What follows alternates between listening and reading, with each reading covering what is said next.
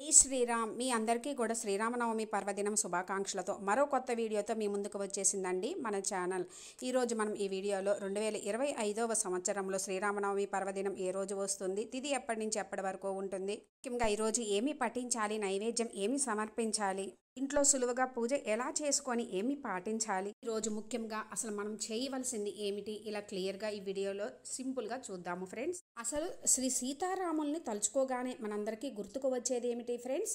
శ్రీరామచంద్రుడిని ఆదర్శమూర్తిగా, ఆ సీతామహాతల్లిని ఆదర్శ నారీ శిరోమణిగా భావిస్తాము. ఆ శ్రీరామచంద్రుడిని ఆదర్శమూర్తిగా, ఆయన గుణగణాలను తలుచుకొని మనిషిగా పుట్టిన ప్రతి ఒక్కరూ కూడా ఆ శ్రీరామచంద్రుడిగా ఉండాలని అనుకుంటారు.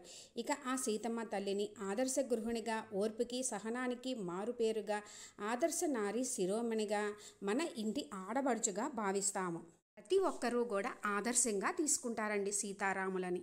త్రేతాయుగంలో వసంత ఋతువులో చైత్రశుద్ధ నవమి రోజు గురువారం నాడు పునర్వసు నక్షత్రంలో కర్కాటక లగ్నంలో మధ్యాహ్నం 12 గంటల సమయంలో మన రామయ్య తండ్రి శ్రీరాముడు జన్మించాడని మన పురాణాలు పేర్కొంటున్నాయి. శ్రీ మహావిష్ణువు యొక్క 7వ అవతారంగా ఈ భూమి మీద వెలిశాడు మన శ్రీరామచంద్రుడు ఈరోజే. ఇంకా 14 ఏళ్ల అరణ్యవాసం తర్వాత అయోధ్య చేరుకున్న శ్రీరాముడికి పట్టాభిషేకం ఈరోజే జరిగిందని, శ్రీ సీతారాముల కళ్యాణము ఈ చైత్రశుద్ధ నవమి రోజే జరిగిందని చెప్పి అందుకే ఈరోజు శ్రీరామనవమి పర్వదినముగా జరుపుకుంటాము. 2025వ సంవత్సరము శ్రీ విశ్వావసు నామ సంవత్సరము ఏప్రిల్ 6వ తేదీ ఆదివారం రోజు శ్రీరామనవమి పర్వదినం వస్తుంది ఫ్రెండ్స్. నవమి తిథి మనకి 5వ తేదీ శనివారం రాత్రి 12:26 నుండి 6వ తేదీ ఆదివారం రాత్రి 11:32 వరకు ఉంటుంది. మనకి సూర్యోదయ సమయంలో తిథి ఎప్పుడు ఉంటుందో ఆ రోజే లెక్క కాబట్టి ఆదివారం జరుపుకుంటాము. ఈరోజు నక్షత్రం పునర్వసు నక్షత్రం. రోజు శ్రీరామ రక్షాస్తోత్రము, రాముల వారికి సంబంధించినవి, ఆ సీతమ్మ తల్లికి సంబంధించినవి అన్నీ కూడా చదువుకుంటామండి. ఇంకా రామాయణము చదువుకుంటాం. ఈరోజు నైవేద్యంగా పానకం, వడపప్పు, పచ్చి సల్మిడి పెడతారు. ప్రతి ఆలయంలో కూడా మనకి పానకం, వడపప్పు పంచుతారు.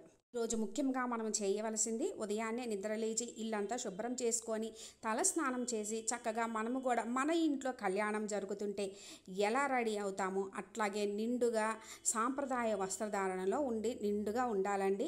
మన ఇంటి ముందు కూడా చక్కగా గుమ్మానికి మామిడాకులు కట్టుకొని తోరణాలు చక్కగా పూలతో అలంకరించుకొని ఇంటి ముంగడ చక్కగా ముగ్గులు పెట్టుకొని గడపక పసుపు కుంకుమలు రాసుకోవాలంటే మన ఇల్లు చూస్తే మన ఇంట్లో కూడా కళ్యాణం జరుగుతుంది. ఎందుకంటే మన ఇంటి ఆడపడుచు కదండి సీతమ్మ తల్లి.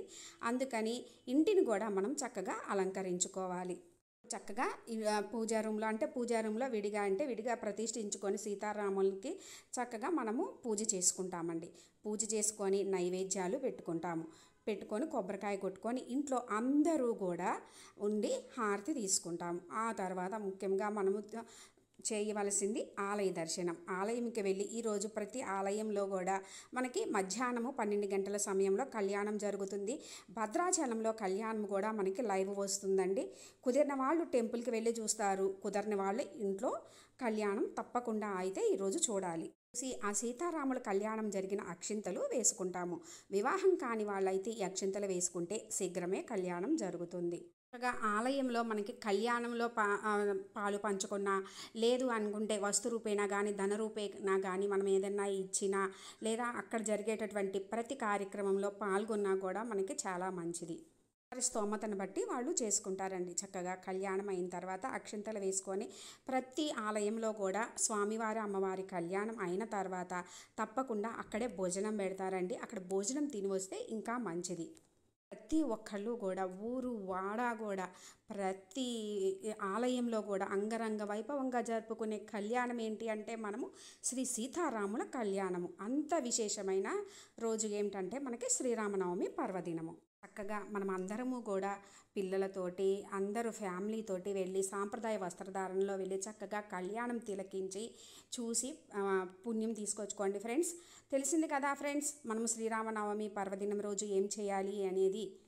ఇంత విశేషమైన ఈరోజు మన రామయ్య తండ్రిని, సీతమ్మ తల్లిని మనము భక్తి శ్రద్ధలతో మనస్ఫూర్తిగా పూజించుకొని కళ్యాణం చూసి తరించి ఆ సీతారాముల అనుగ్రహంతో మీకు అన్నింటా విజయం చేకూరాలని కోరుకుంటున్నాను ఫ్రెండ్స్. Thanks for watching.